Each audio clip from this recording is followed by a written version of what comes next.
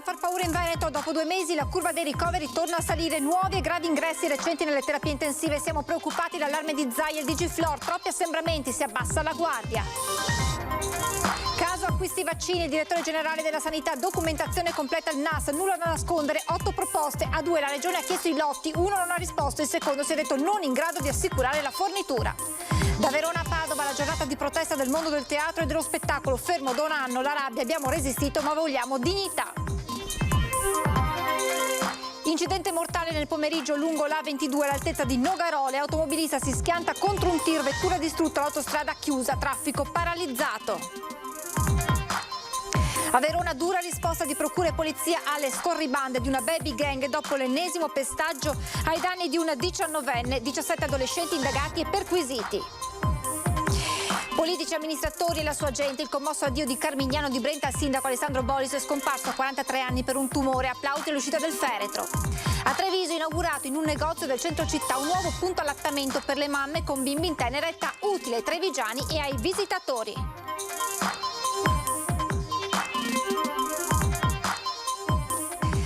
Telespettatori di Antenna 3, buonasera e ben ritrovati con l'edizione regionale dei nostri telegiornali che si aprono con l'emergenza Covid, perché ci sono dati preoccupanti che arrivano soprattutto dagli ospedali, questo quanto emerso oggi nel punto stampa del presidente Zaia. Ma allora, a proposito di dati, diamo subito un'occhiata a quello che è il bollettino di Azienda Zero nelle ultime ore in Veneto con i positivi. Sono 330 nuove positività registrate rispetto al report della mattinata. Complessivamente nelle ultime 24 ore nella nostra regione si registrano 1071 nuovi positivi, 22 invece i decessi che si registrano nelle ultime ore sempre in Veneto.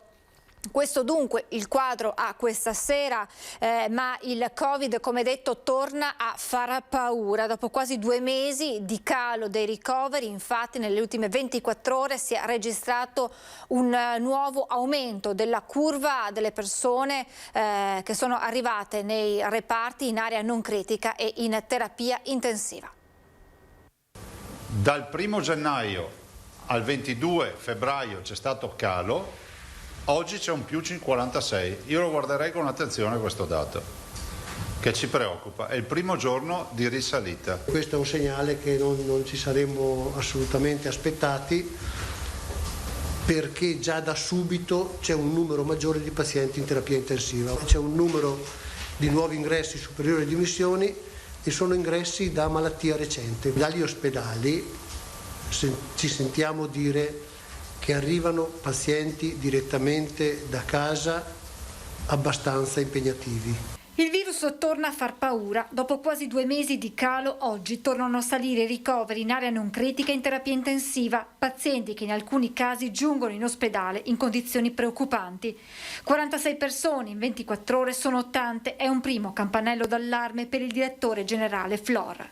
Non vi nascondo insomma che la preoccupazione va su sia gli assembramenti ma va anche su una maggior confidenza che abbiamo preso nelle attività quotidiane. Domenica non ho visto proprio rigorose misure di contenimento adottate in qualche centro urbano. Io l'ho visti con i miei occhi giovani senza mascherina assembrati in centro città a Padova.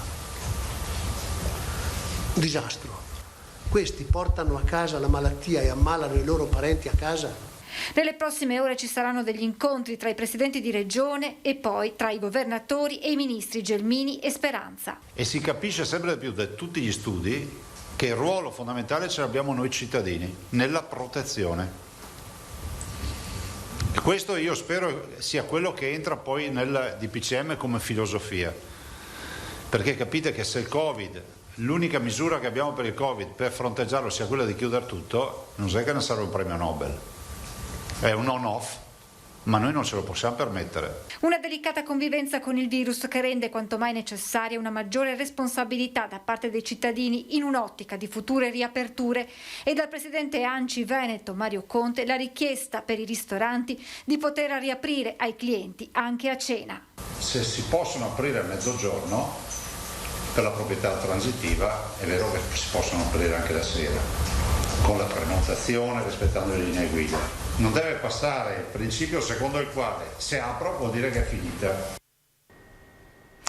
Si teme dunque, guardando a questi dati, che possa esserci una recrudescenza del virus, l'arrivo della cosiddetta terza ondata. Allora, su questo verte il sondaggio che vi presentiamo stasera, il quesito al quale vi chiediamo di rispondere è variante inglese. Arriva la terza ondata? Se la vostra risposta è sì, il numero è lo 0422 1626 691. Se invece ritenete di rispondere no, il numero da comporre è lo 0422 1626 690, la chiamata è gratuita, è sufficiente uno squillo. Anche se sentirete occupato, la vostra risposta verrà automaticamente registrata all'esito del sondaggio questa sera nel corso di Ring. E il punto stampa di oggi è stato anche l'occasione per il direttore generale della Sanità Veneta, Luciano Flor, per fare proprio il punto sul caso della compravendita dei vaccini. Qualcuno mi ha chiesto: ma allora lei è stato torchiato? Sì, sono stato torchiato, ma non ho niente da nascondere. Tutto quello che sapevo gliel'ho detto, tutto quello che avevo l'ho dato. Il direttore generale della Sanità Veneta, Luciano Flor, con una battuta racconta il confronto avuto con i carabinieri del NAS che stanno indagando sulle forniture di vaccini, ed è proprio Flor a spiegare come la Regione stia facendo verifiche per avere tutti i dati necessari per poter chiedere l'autorizzazione all'acquisto e all'importazione ad AIFA e al commissario. Se domani troviamo un vaccino da comprare, spiega Flor, non lo possiamo fare senza autorizzazioni, ed è lo stesso direttore generale a ricostruire la vicenda. Strutture, società che ci hanno offerto il vaccino, ci ha detto chiaro e tondo che si tratta di vaccino Pfizer. L'ipotesi che ci hanno comunicato e scritto è che il vaccino si trova in una sede, in uno stabilimento dell'industria produttrice. Parlavano di Germania. Agli 8 interlocutori che hanno contattato il Veneto proponendo vaccini, la Regione ha scritto chiedendo ulteriori informazioni. 2 di questi hanno risposto. E sono una società inglese e una società italiana. Abbiamo chiesto se ci danno il numero di lotto. Una società non ha risposto ancora, una società ci ha detto che in questo momento non è in grado di garantire la fornitura. Ma Flor va oltre, spiegando il perché sia importante ottenere il numero del lotto come garanzia dell'interlocutore che si ha davanti. Il numero di lotto non lo fornisce nessun intermediario, lo fornisce il produttore del vaccino. Chiarimenti sono arrivati anche su come sia avvenuto il contatto tra la Regione e uno dei presunti intermediari. Un nostro fornitore,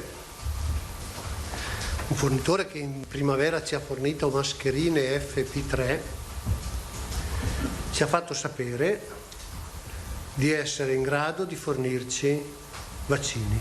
Si è rivolto alla persona a cui lei fa riferimento, che ha una società o che è in grado, e che ci ha fatto una proposta. Noi non anticipiamo soldi perché non si può fare, specifica ancora Flor, chiudendo il quadro. Intanto per la campagna vaccinale dal commissario Arcuri arrivano rassicurazioni. Che a marzo c'è una previsione di 8 milioni di dosi per l'Italia. Capite che per noi significherebbe avere quanti? 600.000 dosi. Moderna non ha ancora calendarizzato le forniture. È stato assicurato che al Veneto ne arriveranno 67.000 dosi, 230.000 AstraZeneca e 320.000 Pfizer. È uscita anche la nuova scheda tecnica di Astra che porta a 65 anni la possibilità di utilizzo, quindi ora possiamo fare anche una programmazione.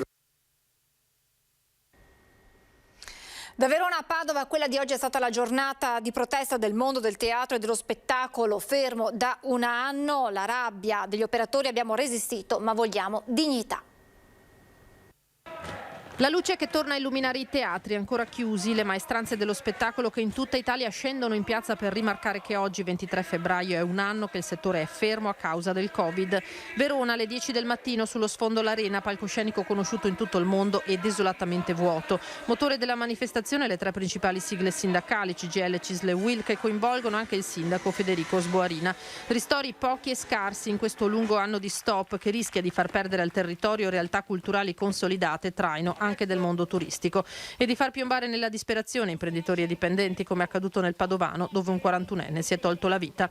A Padova il corteo delle maestranze dello spettacolo, invece radunato in piazza Garibaldi, ha marciato fino al Teatro Verdi utilizzando le casse delle attrezzature come tamburi. Vogliamo spiegare che il mondo dello spettacolo è malato terminale, ha dei problemi gravissimi che sono emersi come un treno in questa pandemia.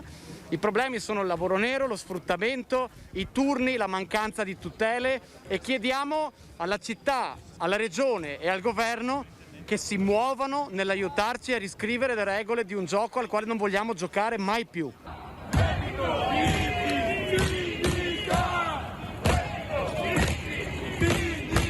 Lavoravo in Fenice e sono ferma da un anno, non ho più ripreso purtroppo. Adesso sono felice di aver conosciuto tutti i colleghi a livello nazionale, perché vogliamo una ripartenza, ma una ripartenza che sia sotto tutti i punti di vista sicuramente diversa da quello che abbiamo vissuto prima. A molti il sostegno economico è mancato o arrivato con fatica. Soprattutto è mancata la capacità della politica di rispondere alle esigenze di persone come noi che si sono organizzate e che hanno chiesto delle cose molto precise.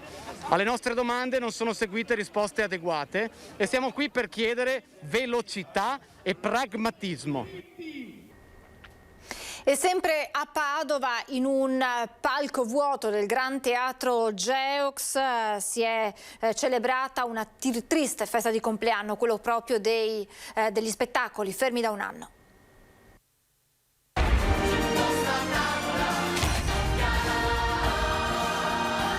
I sogni. Ero proprio qui un anno fa, completamente ignara, come tutti i miei colleghi, di aggiungere un posto a tavola, questo era lo spettacolo che era in scena, di quello che sarebbe successo soltanto pochi giorni dopo. Il teatro era pieno di gente e ho un ricordo meraviglioso, perché l'energia che si è creata durante quelle 2 serate la porterò nel cuore per sempre. Un anno fa calava il sipario su Aggiungi un posto a tavola, spettacolo in scena al Gran Teatro Geox. Da allora qui è stato buio e silenzio, lo stesso che si respira sopra le poltroncine vuote della grande platea. Si spegne la prima candelina su questa torta per un compleanno che nessuno avrebbe voluto festeggiare. Questa è una torta per non dimenticare che sono 366 giorni di completa inattività del nostro settore, non solo di questo teatro, ma proprio di tutta la filiera dello spettacolo dal vivo. Era stata fatta per celebrare i 10 anni di attività di Zed, questa torta gigante. Il settore è in difficoltà, tanto che Valeria Argenton ha scritto al Presidente del Consiglio Mario Draghi una lettera che guarda al futuro, in cui offre teatri come questo come sede per le vaccinazioni. La situazione è drammatica. Il 27% delle maestranze, che non sono maestranze normali, sono proprio professionisti formati anche sul campo, che hanno bisogno di esperienza, hanno lasciato il lavoro a fine anno scorso, cioè hanno lasciato il loro ruolo per cercare qualcos'altro per sopravvivere. E quindi gli effetti catastrofici di questo lockdown, di questa crisi, alcuni li vediamo, alcuni sono già tangibili, altri li vedremo nel tempo. 2 mesi di lavoro nel 2020, fatturati azzerati fino ad ora. Le speranze vanno all'estate, giusto per riavvicinare il pubblico agli spettacoli live, e poi più concrete al prossimo autunno. Ma la condizione è chiara. Se una sala come questa, con 2600 posti, dovesse essere regimentata a 200, ovviamente è un ossimoro economico. Siamo alla cronaca, incidente mortale nel pomeriggio poco prima delle 14:30 in autostrada A22, dove un'auto ha violentemente tamponato il mezzo pesante che la precedeva in direzione nord. Il conducente della vettura è deceduto, illeso l'autista del camion. I pompieri giunti da Verona con 2 mezzi e 5 uomini arrivati sul posto insieme al personale sanitario hanno estratto il corpo dall'abitacolo e messo in sicurezza i mezzi incidentati. L'autostrada è stata completamente chiusa al traffico, istituendo l'uscita obbligatoria al casello di Nogarole Rocca. Il ragazzo che sabato pomeriggio ha investito e ucciso un uomo a Eraclea aveva un tasso alcolico superiore di ben 3 volte al limite. La procura vuole fare piena luce ora sulla vicenda. Il 24enne di Caorle, accusato di aver investito e ucciso sabato pomeriggio a Eracle al 57enne Mauro Meneghel, residente con la famiglia a Caorle, aveva un tasso alcolico nel sangue oltre 3 volte superiori al limite consentito. Si è svolta l'udienza di convalida e il PM che coordina le indagini ha imposto gli arresti domiciliari al 24enne con già precedenti penali a carico, accusato ora di omicidio stradale aggravato dall'abuso di alcol. Rischia da 8 a 12 anni di reclusione. Attualmente la procura non contesta al giovane il reato di fuga dal luogo dell'incidente perché dopo essersi inizialmente allontanato è ritornato sul posto recandosi dai carabinieri che nel frattempo erano arrivati e confessando di essere responsabile. I familiari sconvolti dal dolore si sono rivolti allo studio legale 3A per far luce sulla vicenda. Per questo la procura ha disposto l'autopsia e una perizia cinematica per chiarire dinamica, cause e responsabilità. Il signor Meneghel quel sabato si era recato a trovare il padre come faceva tutti i giorni, ma a casa non è più tornato, lascia la moglie e una figlia. Avere una dura risposta di procura e polizia al fenomeno delle baby gang dopo l'ennesimo pestaggio di venerdì scorso ai danni di un 19enne e 17 gli adolescenti indagati e perquisiti. Non solo bulli, ma addirittura estorsori e rapinatori, 17 ragazzi appena adolescenti che farebbero parte di baby gang responsabili di gravi episodi di cronaca avvenuti in città nelle ultime settimane, sono stati perquisiti dagli investigatori della squadra mobile di Verona alla ricerca di elementi per ricostruire le responsabilità dei giovanissimi.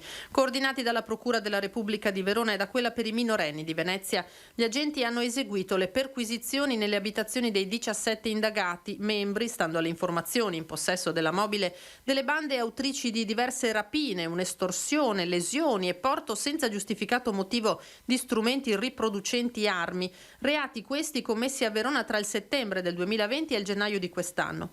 Avevano preso di mira loro coetanei o ragazzi appena più piccoli, picchiandoli e derubandoli. Un crescendo di violenza, una serie di episodi inquietanti, l'ultimo dei quali venerdì scorso nel quartiere di Borgo Roma, dove un 19enne è stato pestato a sangue da un gruppo di ragazzi nel tentativo di rubargli la giacca. A distanza di pochi giorni la risposta eloquente di Procura e Polizia di Stato.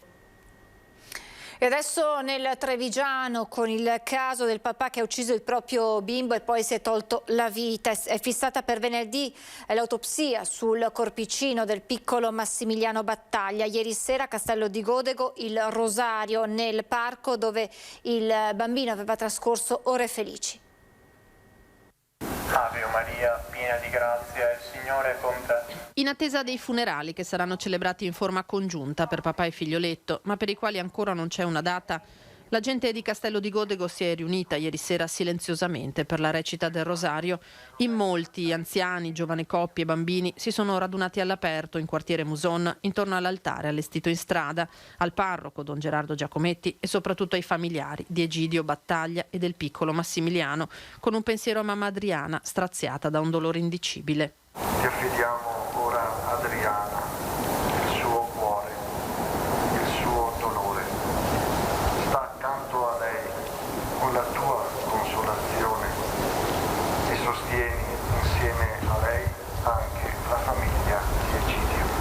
Una partecipazione che colpisce, quella del paese in una sera d'inverno all'aperto, che fa intuire in quanti saranno presenti ai funerali in concomitanza con i quali sarà indetto il lutto cittadino. Ci sono i bambini, quelli che giocavano in quel parco con Massimiliano. Quando un bambino se ne va, per lui non si dice l'eterno riposo. L'eterno riposo lo riserviamo agli adulti e agli anziani. Per i bambini che vanno in paradiso si dice sempre e solo l'angelo di Dio, perché il Signore a loro attribuisce questo ruolo.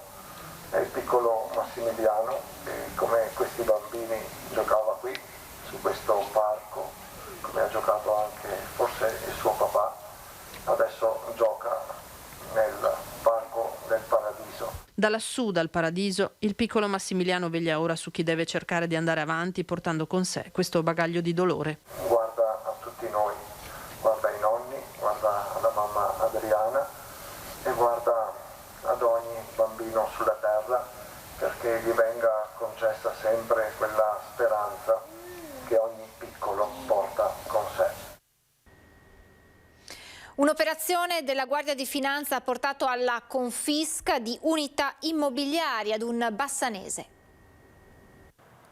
Avevano emesso fatture per operazioni inesistenti per un importo di oltre 4,5 milioni di euro, ma sono finiti nel mirino della Guardia di Finanza. La complessa attività investigativa delle Fiamme Gialle di Bassano del Grappa ha portato alla confisca di beni per un importo di circa 370.000 euro nei confronti di un bassanese, di un uomo di Riese Pio X e di un vicentino coinvolti nella gestione di fatto di una società di capitali e di 3 ditte individuali.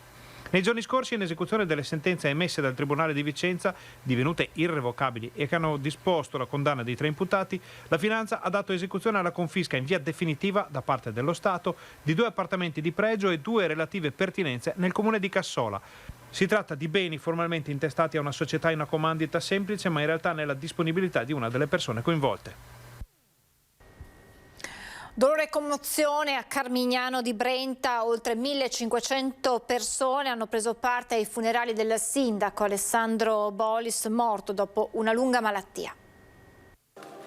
Alessandro Bolis percorre per l'ultima volta quei pochi metri che separano il municipio di Carmignano dalla chiesa. Un'intera comunità commossa e addolorata saluta in silenzio il suo giovane sindaco morto a soli 43 anni dopo una lunga malattia. Una baracchiara e le rose bianche con la dedica del piccolo Giovanni e della compagna Marta che segue il feretro stringendo forte la fascia tricolore che Bolis ha vestito per molti anni.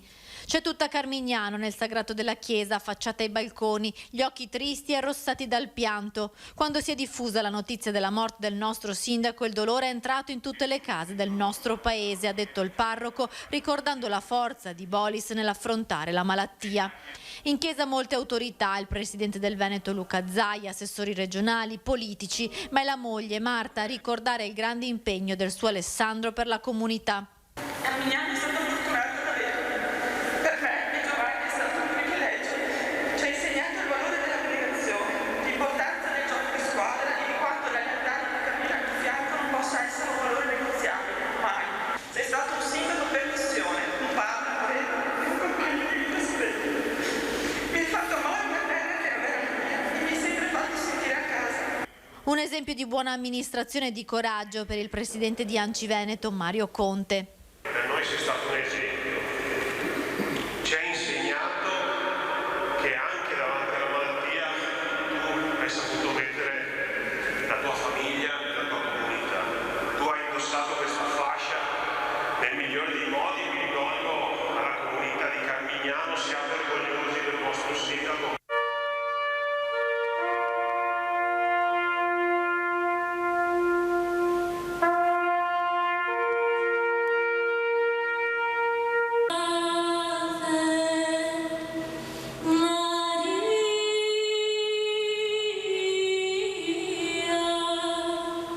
Il paese saluta il suo sindaco con un lungo applauso e l'abbraccio a Marta e Giovanni, la famiglia che piange un marito e un papà che ha fatto dell'impegno civico una scelta di vita.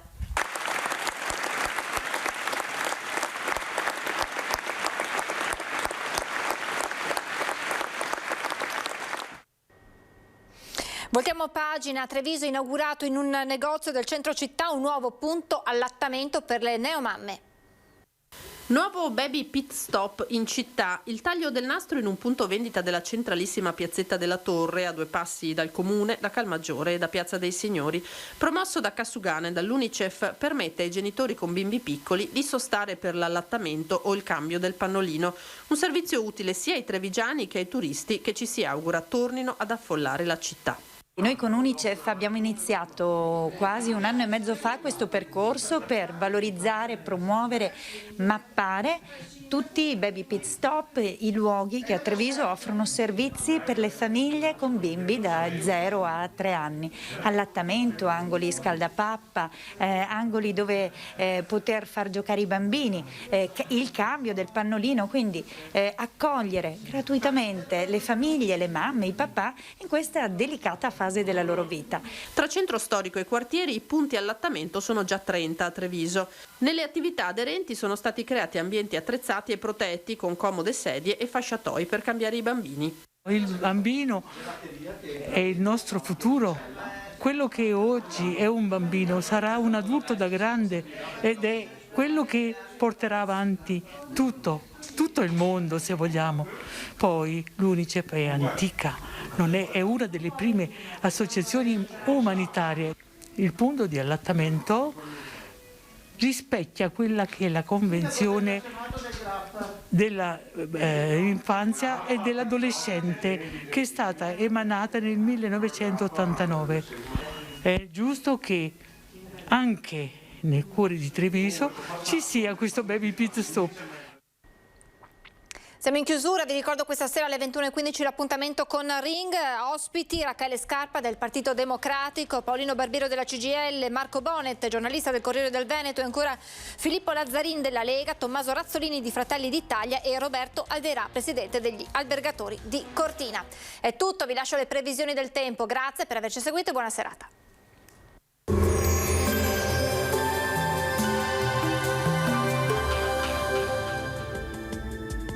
Bentrovati ad un nuovo aggiornamento meteo. L'ultima settimana di febbraio prosegue con il dominio dell'alta pressione a garanzia di un tempo sempre asciutto e stabile. Vediamo il dettaglio di mercoledì 24 febbraio. Sul Veneto la mattinata sarà segnata da frequenti riduzioni della visibilità, in dissolvimento però con il passare delle ore, e dal pomeriggio il cielo sarà via via più sereno, con tanto sole un po' su tutti i settori, al massimo con locali velature. Clima primaverile con temperature in ulteriore lieve aumento e oltre la media del periodo, minime tra 2 e 5 gradi, massime invece con punte addirittura di 18 gradi. Ci spostiamo ora sul Friuli Venezia Giulia, dove lo scenario sarà lo stesso, prevale un ampio soleggiamento ovunque, vedete, salvo per qualche nebbia mattutina. Temperature minime tra 4 e 7 gradi, massime sui 16-18 gradi. Uno sguardo infine al Trentino Alto Adige, dove avremo precipitazioni assenti, anche qui il sole sarà ben presente ovunque con cielo al massimo velato. Temperature minime intorno ai 3 gradi, massime infine sui 18 gradi all'incirca. Dal meteo per ora è tutto, vi auguro come sempre un buon proseguimento in compagnia di Antenna 3.